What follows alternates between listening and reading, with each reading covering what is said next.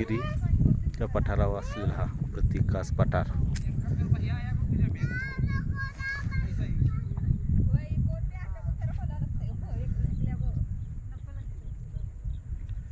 जसजसं पर्यटकांना या भागाची माहिती होत जाईल तसतसे या ठिकाणी पर्यटकांची गर्दी वाढू लागलेली आहे.